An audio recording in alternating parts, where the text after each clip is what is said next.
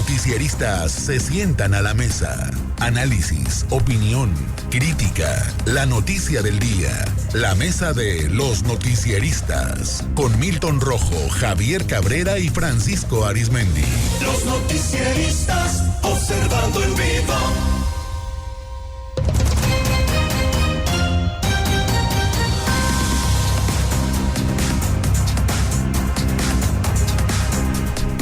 Ya a la mesa de los noticieristas, saludo a Francisco Arizmendi. Francisco, muy buenos días. Muy buenos días, Sinaloa. A Javier Cabrera. Javier, muy buenos días. Buenos días al auditorio. A Milton Rojo. Milton, muy buenos días. Muy buenos días. Bueno, pues hemos estado muy pendientes de los operativos, Javier, Milton, Francisco, que ha habido. El más reciente en el penal de Culiacán, una revisión sorpresiva que se hizo hoy en la madrugada, según informó la Secretaría de Seguridad Pública en el Estado, con la colaboración de la Secretaría de la Defensa Nacional, de la Guardia Nacional, la Secretaría de Marina, la Fiscalía General de la República y la Fiscalía General del Estado. Han sido constantes. En esta ocasión encontraron ahí varias cosas, entre ellas 3 botellas que contenían bebidas alcohólicas, un módem, un sistema Starlink de internet satelital, 10 cuchillos, un machete, una navaja y 2 tijeras, además de 3 desarmadores y 2 martillos. En esta ocasión no encontraron armas de fuego, Javier, pero pues han sido constantes las situaciones en los penales, los operativos, los decomisos y recientemente hasta las fugas, ¿no? En el caso de Angostura, quizá por eso, y también el temor de más fugas, ¿no? Seguramente que han tenido las autoridades en medio de todo esto que se vive en Sinaloa. Bueno, la historia nos ha dicho que ha habido verdaderos escándalos en el sistema penitenciario de Sinaloa, no solamente con grandes fugas, escandalosas fugas. Recuerdo una de 97 allá, 97 internos, tanto en Culiacán como en Mazatlán, en la época de la Bastida Ochoa. La más reciente, bueno, pues cuando el sabadazo, se dijeron que se habían ido 54, hasta la fecha ha ido recuperándose.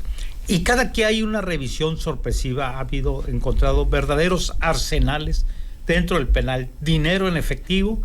Y bueno, habrá que recordar que lo más reciente es en enero pasado, si mal no recuerdo, fue el día 28, en una revisión que se hizo, bueno, se encontraron 4 armas automáticas, cuchillos, bebidas, drogas sobre todo.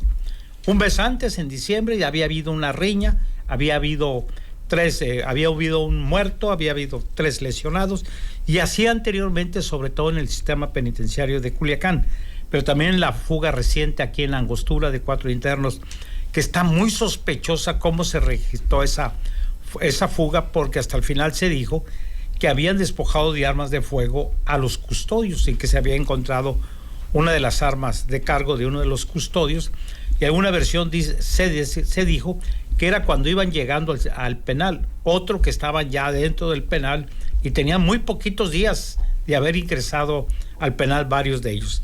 En Guasave hubo también una riña, hace muy pocos días, una riña con un muerto. Entonces la pregunta es, ¿qué sucede en el sistema penitenciario?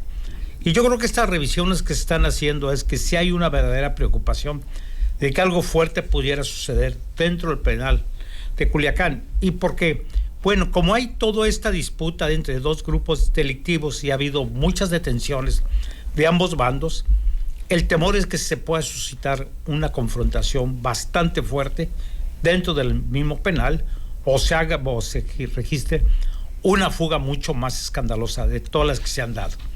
Y este problema, bueno, qué bueno que se están haciendo estas revisiones continuas, pero la pregunta es, ¿cómo ingresa todas estas bebidas, estas armas, dinero, cuchillos, dentro del sistema penitenciario?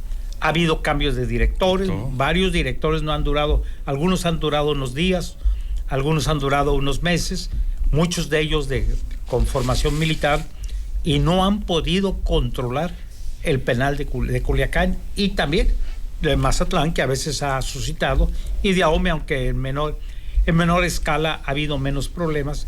Pero si algo se tiene que hacer, ¿qué es lo que tiene que es? Pues fortalecer, sobre todo las revisiones en el pórtico, porque ahí entra todo, entra y sale, dice. Es cierto, algunos se han de recordar que ha habido grandes fiestas dentro del penal. Hay que recordar que Orso, se me va el apellido, uno que detuvieron con Joaquín Guzmán Loera, pues después de un fiestón que hizo, no se fugó, se dijo que se había fugado, el Cholo, que se había fugado vestido supuestamente de mujer, pero después que había una fiesta. Había bebidas, había mujeres y conjuntos musicales. Entonces, todo este sistema penitenciario que se ha ido corrompiendo con el paso del tiempo, algo se tiene que hacer, porque sí, por lo que estamos viendo, es que sí hay temor de que pueda suscitarse algo mucho más grave en algunas semanas. Milton. Bueno, teóricamente un penal, ¿qué es? Es un espacio en el cual la gente que está detenida se le vigila y se le castiga. ¿Para qué? Para que cuando vuelva a la ciudad o al urbanismo o a la urbanidad, pues supuestamente vuelva regenerada. Eso es en teoría lo que debería de ser un penal. Pero ¿en qué se han convertido en México los centros de detención o los penales? Por un lado, como una bolsa de valores del crimen organizado, donde la información corre rápidamente de lo que va a pasar en la ciudad. Primero se sabe ahí. Número uno. Número dos, son universidades del crimen organizado. ¿Por qué? Porque la experiencia criminal de muchos de los que están ahí se la pasan a otros, que suelen ser como alumnos o como algo. O sea, hay una pedagogía del crimen organizado adentro, que es permitida. Luego, aparte, esa pedagogía permite generar lazos de relación que después se pueden ver cristalizados cuando salen ¿a qué? A trabajar en eso. Porque no hay, ¿por qué? Porque el sistema político, no ahorita, desde hace tiempo, precarizó el tema de los penales. O sea, el pago a los celadores, o sea, tú lo dices muy bien, Javier, o sea, tienes que controlar el flujo de la entrada, sí, pero ¿cómo vas a controlar el flujo de la entrada si a los celadores les pones horas, o sea, un horario, por no decir explotador, pero sobre todo bajos sueldos? Y no hay mecanismos de apoyo o mecanismos de mejorar sueldos o de escalera, ¿no? De que puedan subir sus grados o ganar más dinero. Entonces, la única situación que hay ahí es que abres, al precarizar a los celadores, al volver pobre la forma de ganarse el sueldo, pues abres la puerta ¿para qué? Para esquemas de corrupción. Entonces, formas una nueva ciudad dentro de la ciudad, en donde corre información criminal, hay pedagogía criminal, y donde aparte el índice de precios y cotizaciones adentro es diferente. Más cara la vida adentro. Es muchísimo más caro. ¿Por qué? Porque la misma precarización del sistema carcelario obliga a ¿qué? A pagar sobre precios toda la mercancía que entra. Es que ahí sí Trump puso aranceles hace mucho tiempo. No, ahí sí hay aranceles. Ahí sí hay aranceles, ¿no? Entonces, ahí sí son de verdad. Entonces, yo me acuerdo una vez, me tocó ver así una tarjeta de los precios adentro. Entonces me fui para atrás, o sea, porque era como 4 o 5 veces más caro en aquel tiempo, ¿no? Francisco. Es que es inexplicable, por ejemplo, por qué en los penales todo es más caro. Pero más inexplicable. Haz de cuenta que llegas a un aeropuerto. En los aeropuertos también te cobran. Que tienes que pasar muchas aduanas. Aranceles. Y cuando existían las zonas de tolerancia, es decir, el sector rojo, igual carísimo también todos los productos hay. Es decir, no hay felicidad completa en ese sentido. No debe de subestimar jamás la autoridad que tenga la responsabilidad de los penales, de caer en esos excesos de confianza, porque sus esculques que ellos inician y hacen, pues les indica que algo anda mal, porque por dónde y cómo entra todo eso. Si en esta ocasión no hallaron más cosas, era porque recientemente habían encontrado. Entonces deben de mejorar los sistemas de revisión, y yo creo que pues poner un supervisor especial, no sé cómo se le llamará, para que los más vigilados no sean los familiares de los internos, sino los empleados de confianza o sin confianza que tenga ese penal. En la época que era gobernador don Alfonso G. Calderón, siempre tan añorado, En los penales había 2 agentes de gobernación en los accesos, observando cómo operaba el resto de ahí de los equipos. En fin, ¿por qué? Porque ayer en Tabasco pues hubo 7 muertos y no sé qué tantos heridos, y muchas veces yo no sé por qué, como reportero policíaco siempre he visto que cuando ocurre una fuga o un motín en un penal lejos de nuestras tierras, hay una especie de efecto dominó o el efecto pingüino, cuando hasta que no se avienta uno se avientan todos. Por lo tanto, ojo, y aparte hay etapas en el año donde se planean más este tipo de motines y sobre todo de fugas o intentos de fugas, que son los días previos a la Navidad, en la época prácticamente de Semana Santa y sin lugar a dudas cuando va a llegar la temporada de lluvias o el Día de las Madres. Es decir, ahí pueden revisar ellos esta situación, pero por lo pronto, a estas alturas, con tanta tecnología, yo no me explico cómo entran hasta armas de alto calibre y grandes cantidades de dinero a nuestros penales en Sinaloa. ¿Por qué? Porque los que están bajo resguardo estatal, pues no son penales de máxima seguridad, ni de media, ni nada, no, son de mínima seguridad. Y a veces se responsabiliza, Francisco, a los directores, pero también es imposible que un director cuide todo lo que se vive en un penal. Totalmente de acuerdo. Y muchas veces son el vaso que derrama la gota. Sí, ¿no? sí, es a los que quitan de inmediato. No, pues cuando había grandes historias, ¿no? No, y cuando había fugas, llegaban la Policía Federal en aquel tiempo en su avionzote, ¿y a quién se llevaba? Al director, al subdirector y a los celadores. Y al rato van para atrás, pero en el Inter, el numerito. Les hacían el cuestionario, ¿no? El numerito, exactamente.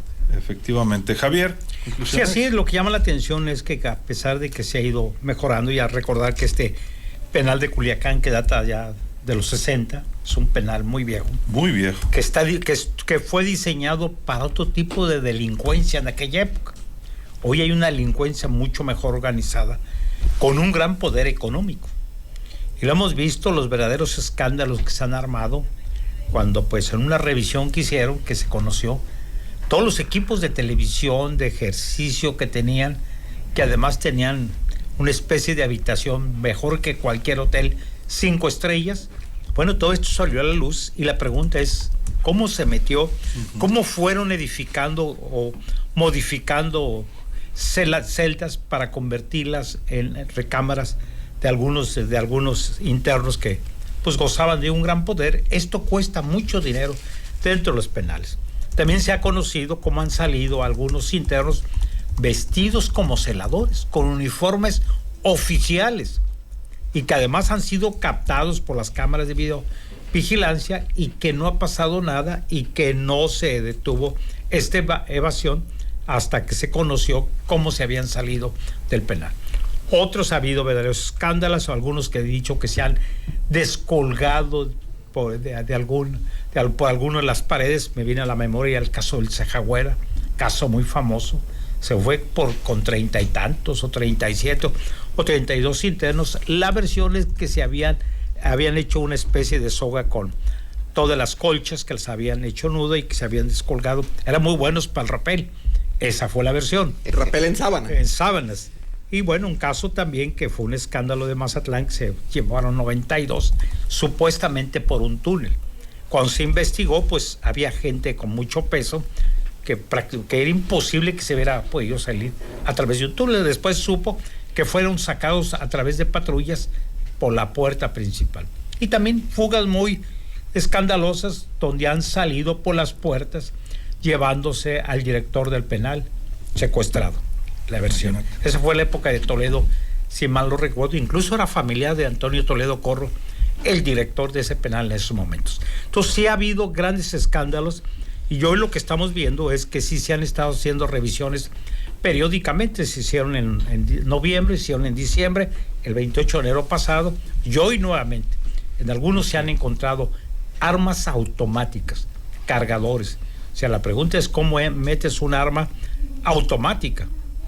No creo que la hayan metido desarmada y adentro, y que bueno, no dudo que haya gente experta en poder armar adentro un arma que vaya en secciones, hay actos de corrupción sin duda en el sistema penitenciario. Efectivamente. Milton. Y bueno, parafraseando un hombre de izquierda, ¿no? Que siempre habló que le tocó vivir en los penales y que pues escribió una de las obras, hasta ahorita una de las mejores, El Apando, de José Revueltas. O sea, una cárcel dentro de la cárcel, ¿no? Entonces... Y que fue una exitosa película. Fue una exitosa película. Ahora, ¿qué diferencia hay de La Pando si tú la ves ahorita? No, pues no hay nada. No hay nada. O sea, seguimos en la teoría de José Alfredo, viviendo en los mismos errores, ¿no? O sea, ¿por qué? Porque se sigue repitiendo las mismas formas de vida adentro y fuera. ¿Y cuál es la tesis de La Pando? Que es una oda a la libertad humana, a la prisión mental, pero también a la prisión. O sea, que una sociedad que es libre, que supuestamente es libre, la sociedad que está presa, marchan en conjunto. Entonces no hay una diferencia entre lo que está encerrado con una parte de lo que es libre. Entonces, esa es parte de la tesis central de que son un mero reflejo, pues. Entonces, ve ahorita. Nosotros de una manera u otra, ya en la noche, para atrás, ¿no? O sea, estamos encerrados en este ciclo que hay. Y somos libres, ¿no? Pero bueno, digo, estoy citando a gente de izquierda, ¿no? A don José Revueltas. Grande, sobre todo. Entonces, ahorita, y tú siempre lo has dicho, Francisco, esa tesis que tienes como que todos los penales están conectados, como que hay una red interna, sin parafrasear. Están en línea. Sí, están en línea, descontando el Starlink que agarraron hoy, ¿no? Sí. O sea, no es que tengan internet, pero hay un canal de comunicación en el cual, si pasa algo en Tabasco, de repente en Tijuana, o aquí, o en Nayarit, empiezan a pasar ese efecto dominó en los penales. Entonces, los órganos de seguridad eso lo saben y bueno, tienen que trabajar en la contención de esto. Por eso ahorita estás viendo este tipo de esculques. Pero, o sea, lo que sí es, lo que tú te quedas así es, o sea, Starlink en el penal, o sea, internet. Pues. Seguramente hay muchas cosas más, ¿no? Hay muchas cosas más, ¿no? Es increíble que pues, 3 botellas de bebida, ¿no? O sea, imagínate los polis. Ay, ya me conecté al Starlink. ¿De dónde es? Es del director, no, es de acá, pues, es del módulo, es de la crujía. Imagínate, Francisco. Sí. Fíjate que ahorita que comentaba Cabrera aquella fuga del Cejagüera aquí del penal local. Ya es un cambiaron de nombres, antes se llamaba IRSA, ahora así es. De las no sé qué, ahí se van. Consecuencias jurídicas del delito. En concreto, Miltone, sí, exactamente, lo mismo que ocurre afuera ocurre allá adentro. Sí. Si tienes dinero para pagar, ¿no? Sáquenle sí a un Miltone. Sí. O sea, eso es lo que funciona. Nada más que en los penales hay un cogobierno prácticamente obligado entre el gobierno oficial, el director y los que mandan adentro. Hay un orden constitucional, parafraseando el 5 de febrero. Cuando se suscitan enfrentamientos y todo adentro, cuando se rompen los cogobiernos y alguien quiere disputar el control de cada penal. ¿Por qué? Porque son un negociazo. Yo recuerdo, ahorita me removió la memoria Cabrera, un día llegamos al penal nosotros aquí a entrevistar o intentar entrevistar al Cejagüera. Ángel Cruz, que venía de enviado de Ovaciones, si mal no recuerdo, Carlos Velázquez Martínez y un servidor. Se suponía que el Cejagüera debería estar en lo que le llaman aquí, máxima seguridad. Sí. Y ahí nos llevan, ¿no? Estaba exactamente en un área donde había estado meses antes uno de los cómplices del Cejagüera, Casiano Castrabuaite, que me parece que sigue purgando condena ahí en el penal federal de Guasave. Entonces no estaba donde debería de estar. Y ya llegamos, era 9 de mayo, lo recuerdo perfectamente bien porque sale el Cejagüera, tipo imponente, y nos dice, nos saluda, nos escanea, nos escucha hablar, o escucha el tono de hablar de Ángel Cruz, chilango. Carlos Velázquez un poco pocho así entre chilango y sinaloense. Y bueno, pues muy desconfiado. Yo le digo, yo soy de aquí, le presumo que soy del Fuerte, diciéndole casi somos vecinos allá. Paisano. Y dice, Paisano. Hola, paisano. hola, ¿qué hubo, Pancho? ¿Cómo ¿Qué te hubo, va? Pancho? Dice, ¿no has comido gorditas? y nos dice, me van a disculpar, dice, no atenderlos hoy porque estoy festejando a mi madre. Había chirrines, había cerveza. Dense una vuelta el lunes. Y ya cuando salimos le dije yo a mis compañeros, ya no nos va a atender. Ya no quiso la entrevista. Y yo lo primero que comenté, dije yo, si de aquí se fue Casiano, pues a la hora que quiera se va. No, se fue cuando quiso. Y se fue. Sacaron el numerito de las sábanas. Sí. Recuerdo muy bien aquella conferencia de prensa a la limón de Juan Burgos Pinto y Ahí el le costó ingeniero el Benjamín trabajo, Cázares, ¿no? Le costó el trabajo a Juan, ¿no? Y mi compadre Huijo lo había acompañado nomás de invitado. Y pues no, se comprobó que el Cejagüera se fue tranquilamente por la puerta principal. Pero ¿cómo estuvo la conferencia con la sábana? ¿Qué preguntaste tú? No, pues es que Años tú mirabas después. las sábanas y dices tú, no, ni el nudo supieron hacer para el numerito. Hombre, ¿cuánto te necesitabas? Es una barra bastante alta. No. Qué sábanas tan resistentes. Ni en las películas de los Almadas miraba tanta cosa así tan. Pero eso ya se terminó No, yo les después dije- del 2012, Francisco, ya que se fue Calderón. Yo les Sí, así dije es. ahí en la Barcelona, conferencia, pero cuando vamos a después del sabanazo y el mecatazo, les dije, y a pesar de todo esto no tienen pensado renunciar. No, diga. Y el licenciado Burgos Pinto dijo, no, Ya el otro día que se- el gobernador es el que toma las decisiones, nosotros estamos investigando, etcétera. Y pues en la noche ya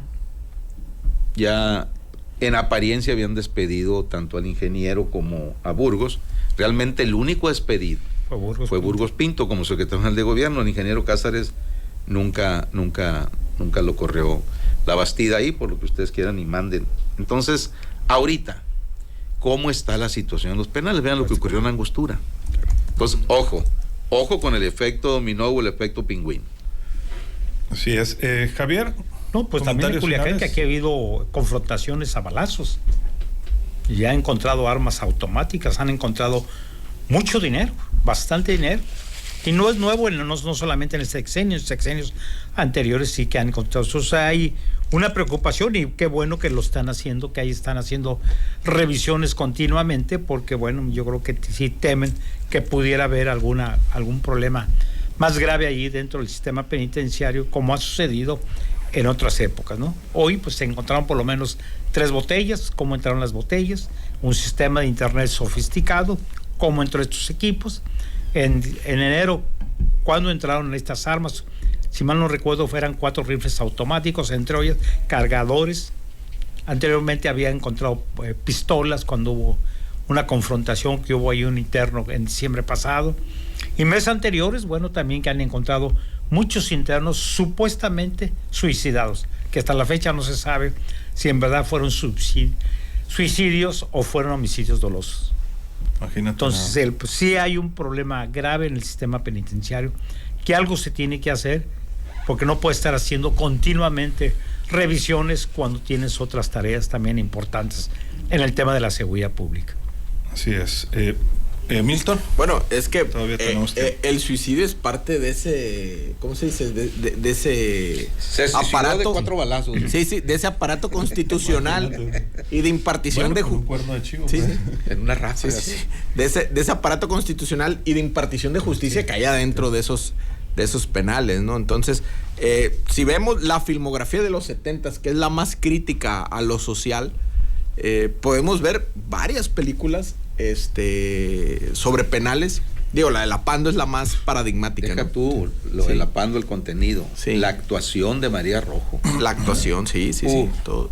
Bueno, entonces, y vemos esos, y lo traemos al futuro, lo traemos ahorita, y no hay ninguna diferencia entre los skulkers, la gente, lo que quieren pasar, el tipo de gente que va a ver, el precio cómo está esperando, o sea, somos un reflejo, pues. O sea, bien dice José Revueltas, o sea, es un reflejo entre lo que está libre y lo que está encerrado.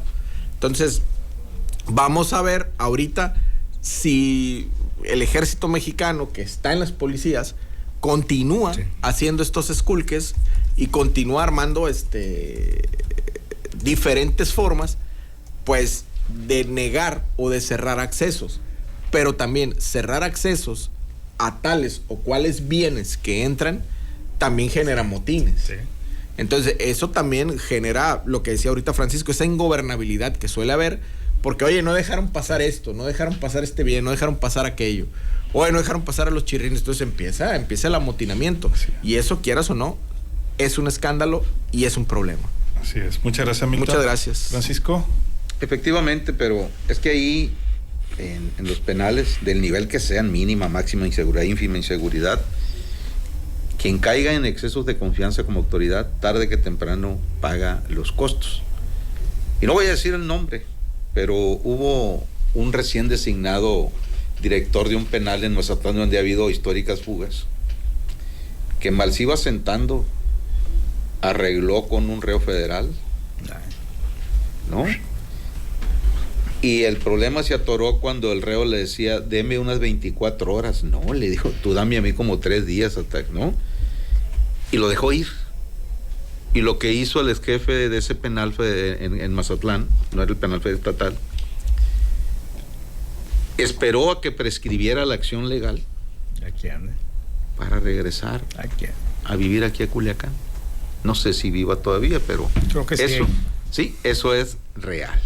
O sea, se huyó muchos años entonces. Sí, Muchos años. hasta que prescribió la acción penal, porque en las fugas, si tú no dañas, por ejemplo, las instalaciones y todo eso, va a tu favor. Uh-huh. Es como cuando agarran a un narco que tiene nacionalidad estadounidense, pues tiene sus prerrogativas porque allá lo parieron, pero si agarran uno mexican, ahí sí, todo el peso, exactamente. Entonces, igual, tiene sus detalles, y como no hubo daños a las instalaciones ni nada, pues no había delito que perseguir. Pero imagínate, también hay que ver la urgencia que tenía aquel director, ¿no? Imagínate. Pobrecito. Entonces.